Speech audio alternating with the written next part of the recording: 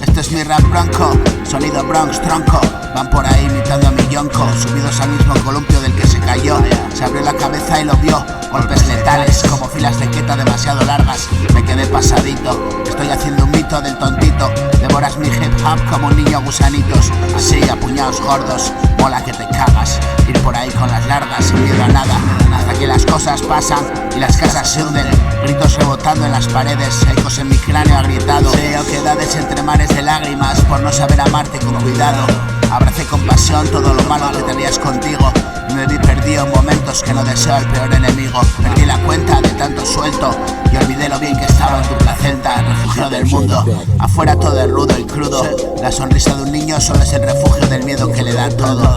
Es cruel el mundo y así se mostró, tanto que se subió al potro y buscó la paz que tampoco encontró. Un momento voraz y fugaz que no recuerda demasiado bien. Días muy locos y gran velocidad como un tren a punto de descarrilar y un accidente mortal por las vías donde pinta la muerte con su metal punzante y tinta de sangre. Siempre recuerdo tu nombre, sí, el hombre que murió niño del hambre de juego. Sí, luego será luego y paso de mirar al futuro. Tengo este momento y lo aseguro viviéndolo como que es seguro que no hay otro. Sí, cosiendo el juguete roto me entretengo un poco antes que amanezca el mundo. Y es de día ya en cualquier otro sitio. Y está sucediendo lo mismo otra vez. Y está sufriendo la misma sarna otra piel. Y harto de rascar mi carne hasta hacer sangre. Y asco de frivolidades superficiales que me hicieron ciego al detalle. Y así me apañé como un niño en pañales. Solo en la calle señalé la luz con la que me cegué y crucé sin mirar el cruce aquel. Y una vida de cruces, arrastrando las cruces de los dioses que amé.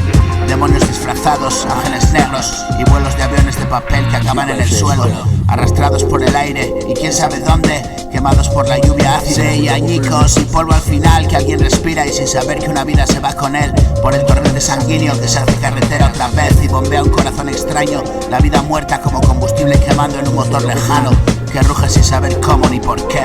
Yo, Café a la Mafia Productions, que día Café a la Mafia, que día es el house, Café a la Mafia, oh yeah, man, raps in the house, oh yeah, motherfucker, oh shit, raps in the house, oh yeah, motherfucker.